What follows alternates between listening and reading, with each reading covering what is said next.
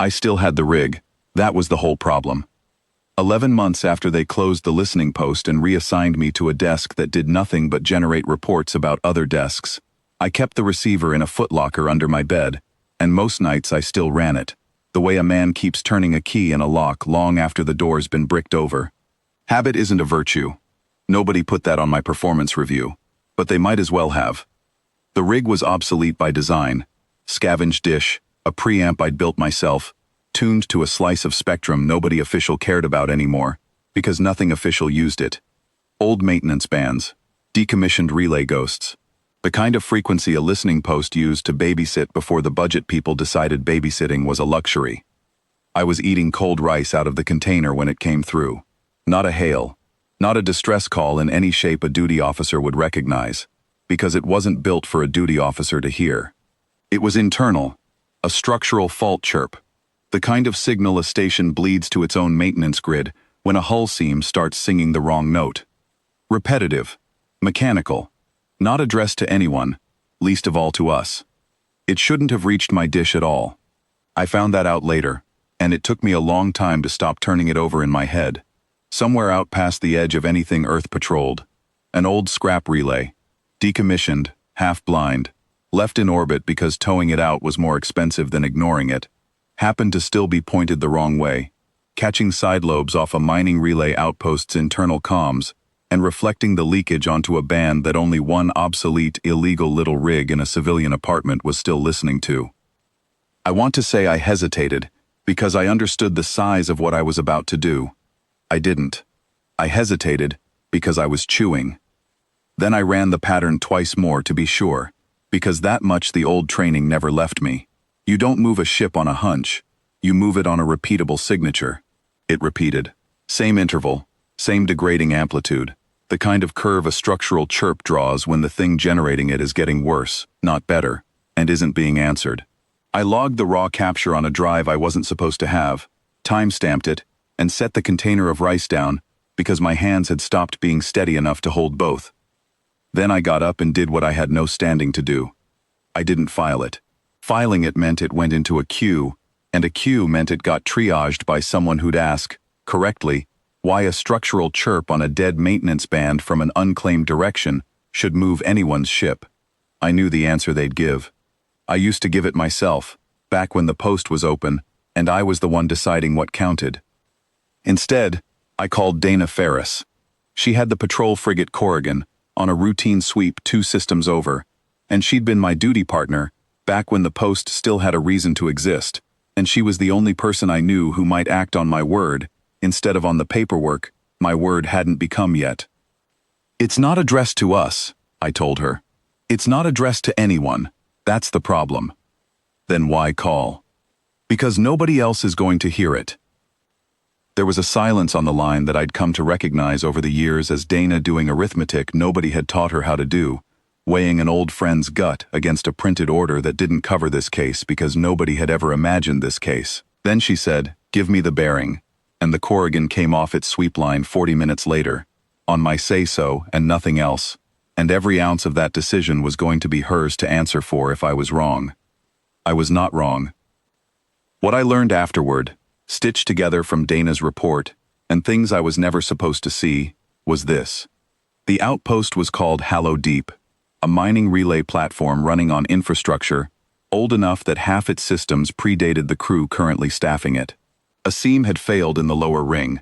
Their own distress protocol had done exactly what it was built to do, screamed at their own network, their own chain of command, their own people, and their own people were 4 days out at the nearest response speed they had. 4 days against a hull that had maybe 30 hours left in it. Their junior comms officer, a woman named Verith Neese, was the one standing watch when Hallow Deep's sensors picked up an inbound signature that matched nothing in any registry she had access to. She told Dana later, and Dana told me, because some things you don't keep from the man who caused them, that she assumed it was a scavenger, drawn by the distress chirp, the kind that circled wounded stations the way gulls circle a sinking boat. She had the outpost's meager defenses ready, what little of them still had power routed to them, and she'd already started drafting the log entry she expected to write, unidentified vessel, hostile intent presumed, engaging. She was not ready for a hail in a language her translation matrix had to work at, from a ship that identified itself as Earth Patrol Vessel Corrigan, responding to a structural distress call. She read the hail 3 times before she answered it, she said. Not out of fear. Out of the specific, narrow confusion of being handed a fact that has no slot to file itself into. Hallow Deep's chirp ran on frequencies that predated the current comms officer's entire career. Wired into a maintenance grid, nobody outside the platform had ever had reason to monitor, addressed to nothing beyond its own hull. There was no path on any chart from that signal to a human patrol vessel. She checked. She checked twice more after that. During the 60 hours the Corrigan sat off their beam running seam patches through their damaged ring, because the not knowing kept nagging at her worse than the leak had. We did not send that call to you, she said. It was, apparently, the first full sentence she managed. I know, Dana told her. It wasn't sent to us at all. They took 11 days to explain that properly to each other, in the after-action language people use when the plain version is too strange to say out loud in the moment.